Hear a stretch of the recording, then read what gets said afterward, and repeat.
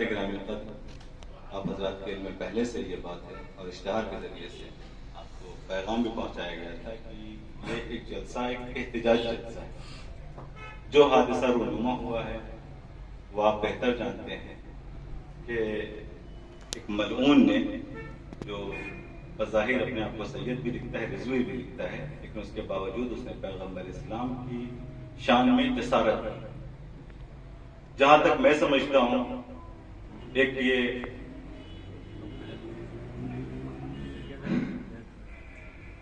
ایک عالمی پروپیگنڈا ہے مسلمانوں کے خلاف، جو ابھی سے نہیں بہت پہلے سے چلا آ رہا ہے، اور اس کے چھوٹے چھوٹے مہروں کو وقتاً فوقتاً استعمال کیا جا رہا ہے۔ تاریخ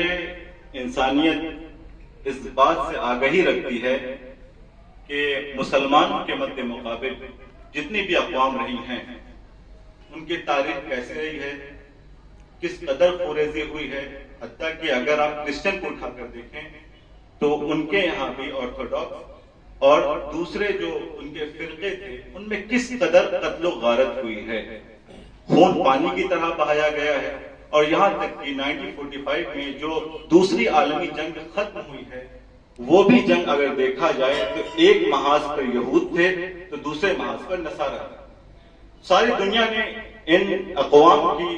خوریزی، غارت گری کو دیکھا اور ان کے بارے میں انہوں نے ایک تصور پیدا کیا، لیکن اس کے بعد انہوں نے ایک پروپیگنڈا چلایا کہ دوسرے کے اوپر اگر ایک الزام ڈال دیا جائے تو ہو سکتا ہے کہ اپنا دامن اس الزام سے پاک ہو جائے۔ ہوا بھی یہی، ہوا یہ کہ خود یہود و نصارہ اتنی خوریزی کے بعد متحد ہو گئے، انہوں نے اس خوریزی اور قتل و غارت گری کے الزام کو مسلمانوں کے سر ڈالنا چاہا اور ایک عالمی سیاست اور پروپیگنڈے کے تحت مسلمانوں کو بدنام کرنا شروع کر دیا۔ اس کے سب سے پہلے انہوں نے جو مہرے بنائے وہ طالبان اور اس کے مصر دوسرے چھوٹے چھوٹے گروہ انہوں نے تشکیل دیے۔ فنڈنگ ان کی طرف سے تھی، ویپنز ان کی طرف سے تھے، ساری چیزیں جو سہولیات ان کو مہیا کی گئیں وہ یہود و نصارہ کی طرف سے مہیا کی گئیں۔ اور اس کے بعد جب ان کے اہداف حاصل ہو گئے، ان کے اہداف انہیں مل گئے، تو آخر میں کیا نعرہ دیا کہ یہ مسلمانوں کی سرشت میں ہے کہ یہ خون بہائیں اور قتل و غارت گری کریں۔ کیوں؟ اس لیے کہ یہود و نصارہ کو ایک خوف یہ تھا اور مستقل خوف یہ تھا کہ اگر آج اس دنیا میں، انسانیت میں اگر کوئی ہمارے مد مقابل کھڑا ہو سکتا ہے تو صرف اور صرف یہ مسلمان ہی کھڑے ہو سکتے ہیں، باقی کسی میں اتنی ہمت نہیں ہے جو ہمارے سامنے کھڑے ہو سکیں۔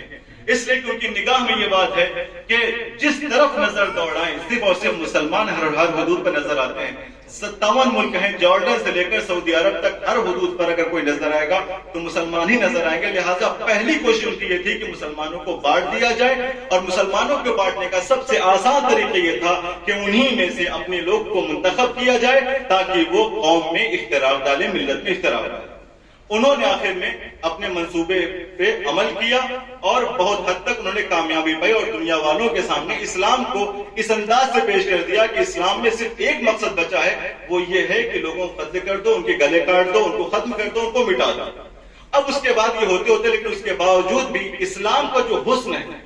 وہ کسی سے چھپ نہیں سکتا، کیونکہ پھول وہ ہے کہ جس کی خوشبو کو لاکھ پہرے میں رکھا جائے لیکن خوشبو کبھی چھپتی نہیں ہے۔ تو اسلام وہ خوشبو ہے کہ جس کو لاکھ پہرے میں ڈالا گیا، لاکھ پروپیگنڈے کا شکار بنایا گیا، لیکن اسلام میں کوئی فرق نہیں آیا۔ اب اس کے بعد جب انہوں نے اسلام کو بدنام کرنے، لہٰذا اسلام کو بدنام کرنے کی پہلی کوشش یہ تھی کہ جو بانی اسلام ہے اس کے کردار کو مسخ کر دیا جائے۔ لہٰذا جب اس کے کردار کو مسخ کر دیا جائے گا تو اس کی طرف سے جو دین آیا ہے، جو کتاب آئی ہے، اس کو بھی مسخ کرنے میں آسانی ہوگی۔ یزید کا مقصد یہی تھا۔ یزید جو منبر پہ چڑھ کر کہہ رہا تھا روز اول، وہ یہی کہہ رہا تھا کہ لا ابن ہاشم للملک فلا جاء خبر ولا وحی نزل، کہ یہ تو بنی ہاشم کا پروپیگنڈا تھا، ان کا کھیل تھا، نہ کوئی وحی نازل ہوئی نہ کوئی کتاب نازل ہوئی۔ اسی پروپیگنڈے کو انہوں نے بڑھانے کے لیے اپنا ایک نیا مہرہ استعمال کیا جسے وسیم رشدی کہتے ہیں۔ وسیم رشدی، اب ذرا میں یہ لفظ آپ کو برابر سنتا ہے اسے استعمال کریں گے، ذرا ان کی ہپوکریسی دیکھیں کہ کس طریقے سے انہوں نے اس کو اپنے حربے کے لیے استعمال کیا، کس طریقے سے استعمال کیا۔ پہلے تو وہ یہ کہتا رہا کہ قرآن مجید چونکہ فلاں کی طرف سے پیش کیا گیا تھا لہذا انہوں نے اپنی طرف سے اضافہ کر دیا۔ شاید بعض برادران نے اس کی پوری کلپ نہ سنی ہوگی، میں نے پوری نہیں سنی، لیکن جو نکات میں نے سنے، پہلے تو وہ 26 آیتوں کا انکار کرتا رہا، لیکن فی الوقت جو اس کا انٹرویو آیا اس نے پوری قرآن کا انکار کر دیا۔ کا کچھ نہیں، یہ سب جھوٹ ہے۔ اور رسول خدا کے خلاف جو اس نے سب سے پہلا بہتان لگایا وہ یہ کہ غرور، تکبر۔ وہ رسول کی جو مکارم اخلاق کے لیے آیا تھا، وہ رسول کی جس نے اپنی زندگی میں کبھی تلوار نہ اٹھائی ہو، اس کے اوپر سے دہشت گردی کا الزام لگایا اور غرور تکبر کا الزام لگایا کہ اپنے انا میں، اپنے غرور میں آ کر انہوں نے ایک دین کی بنیاد ڈالی۔ عزیزو، یہ دین خدا کا دین ہے اور خدا کا دین ہے، اور خدا تعالیٰ نے پہلے ہی مرحلے میں رسول اسلام کی شان میں جسارت کرنے والوں پر لعنت کرتے ہیں کہ جو اللہ اور رسول کو اذیت دیتے ہیں ان پر اللہ کی لعنت ہے اور ان کے لیے رسوا کن عذاب ہے۔ لہذا جو بھی ایسی کوشش میں لگے ہیں کہ رسول اسلام کی شخصیت کو مس کر دیا جائے، اسلام کو بدنام کر دیا جائے، وہ کبھی اپنے مقصد میں کامیابی نہیں پا سکتے، اس لیے کہ اسلام کی بنیاد اخلاق ہے، اسلام کا بنیادی نظم جو ہے وہ کردار ہے، اس لیے کہ رسول اسلام کے مقابلے میں سب سے پہلا اگر دیکھا جائے ابو لہب، ابو جہل، یہ لوگ سب سے پہلے آئے۔ ابو جہل رسول اسلام کی شان میں اس نے اتنی گستاخی کی، ابو لہب اس نے اتنی گستاخی کی، لیکن کبھی کوئی تاریخ یہ نہیں بتا سکتی کہ جب ابو لہب رسول اسلام کی شان میں جسارت کر رہا تھا تو رسول اسلام اس کے سامنے تلوار لے کر چلے گئے۔ نہیں، رسول برداشت کرتے رہے، یہاں تک کہ ہر کتابوں میں، بلکہ ہمارے جو ہندوستانی نصاب اس میں بھی رسول اسلام کے اخلاق و کردار کی جب رمق پیش کی جاتی ہے تو یہی پیش کی جاتی ہے کہ رسول اسلام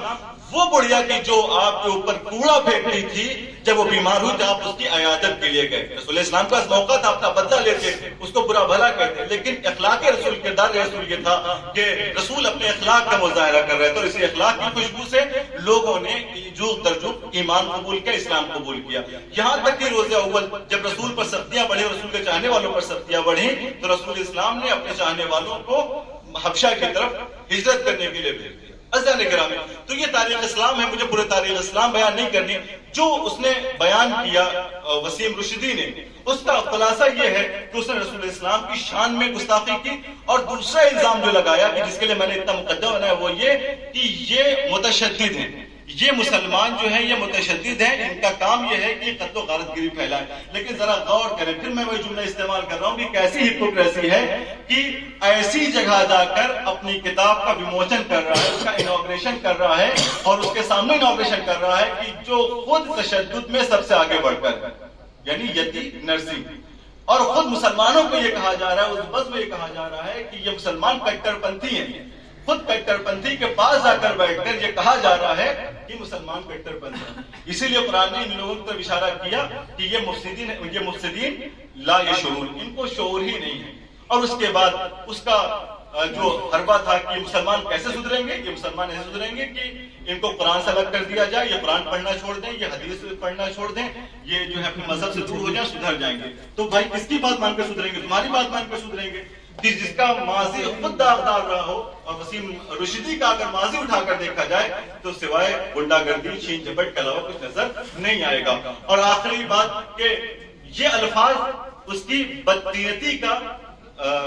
ایک غازہ ہے، ایک اس کے اثر ہے۔ کیوں؟ اس لیے کہ امام حسین علیہ السلام نے میدان کربلا میں ایک واضح اور ایک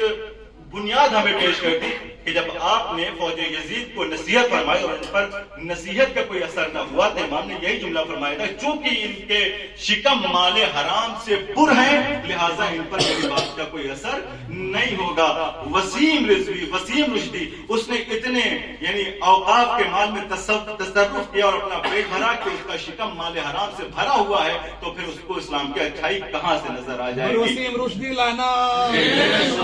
وسیم رشدی لانا، پر منکر آیت قرآنی لانا، پر گستاخ رسول لانا۔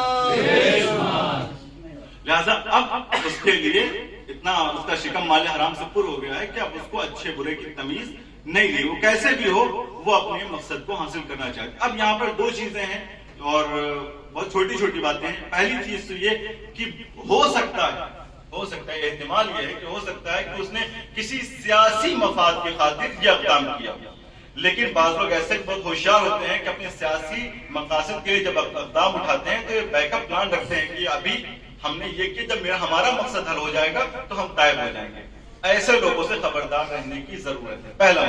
کہ ابھی ہو سکتا ہے کہ اس نے اپنے مقصد کو حاصل کر لیا اور بعد میں آئے کہ نہیں مجھ سے خطا ہو گئی تھی. تو آئندہ بھی ایسے لوگوں سے خبردار رہا جائے اور ان کو ہمیشہ معاشرے سے الگ ہی رکھا جائے تاکہ کبھی دوبارہ یہ خرابی پیدا نہ کرنے پائے. دوسری بات یہ ہے کہ ہماری ذمہ داری ہماری صرف علماء کی ذمہ داری نہیں ہے بلکہ عوام تک بھی ہمیں یہ پیغام پہنچانا چاہیے کہ ٹھیک ہے فقہ اور دین کی تبلیغ اور اس کو نشر کرنا یہ علماء کی زیادہ ذمہ داری ہے, لیکن جہاں دفاع رسالت کی بات آ جائے وہاں پہ ہر مسلمان کی ذمہ داری یہ ہے کہ وہ رسول اسلام کا دفاع کرے. اور دفاع میں یہ خوف نہیں ہونا چاہیے کہ ہم دفاع کریں گے تو ہو سکتا ہے کہ ہندو ناراض ہو جائیں. جب ہم نے یہ تسلیم کر لیا کہ رسول کی ذات اولی من انفسنا ہے, ہماری تمام چیزوں سے بہتر ہے, تو دفاع رسالت میں ہم کسی بھی حد تک جانے سے گریز نہ کریں. نقصان ہو, حکومتی نقصان ہو, سیاسی نقصان ہو, اس سے ہمیں گریز نہیں کرنا چاہیے. اور اسی من جملہ تمام باتوں میں یہ بھی ہے کہ جہاں پر ہم یہاں پر احتجاج ندائے احتجاج کر رہے ہیں, ہمیں یہ چاہیے کہ بزرگان کو اپنے ساتھ لیں اور باقاعدہ طور پہ ہم ایک لیٹر تیار کریں اور اپنی ایمبیسی تک پہنچائیں کہ حکومت سے یہ مطالبہ کریں. اور 2 مطالبے اس میں خاص رکھے جائیں. پہلی چیز تو یہ کہ شیعوں کے تمام امور جیسے تمام حکومتیں سابقہ تھیں وہ شیعوں کے ہاتھ میں دیتی تھی, لہذا شیعت کے تمام امور شیعوں کے ہاتھوں میں رہنے چاہیے. اب جو انسان دائرہ اسلام سے ہی خارج ہو گیا اسے شیعوں کے امور میں کوئی تصرف نہیں کرنا چاہیے. پہلی چیز یہ. دوسرا یہ کہ ہندوستان ایک خوبصورت ملک ہے. علامہ اقبال نے کہا کہ ہندی ہیں ہم وطن ہیں, ہندوستان ہمارا. مذہب نہیں سکھاتا آپس میں بیر رکھنا, ہندی ہے وطن ہے, ہندوستان ہمارا. تو ہندی ہے وطن ہے. مذہب یہاں پر چونکہ ہمارا ملک ایک خوبصورت ملک ہے اور اس ملک کی شان یہ رہی ہے کہ اس ملک میں سارے دھرموں کے لوگ, سارے مذہب کے لوگ ایک ساتھ مل کر رہے ہیں اور یہی ہماری قوت ہے اور یہی ہماری طاقت ہے. لہذا مطالبہ یہ کرنا چاہیے کہ جو بھی ہمارے اتحاد کو توڑنا چاہتا ہے اسے جو حکومت کے تحت سزا ہونی چاہیے اسے سزا دی جائے تاکہ آئندہ کسی کو ایسی جسارت کرنے کی ہمت نہ ہو. واخر دعوانا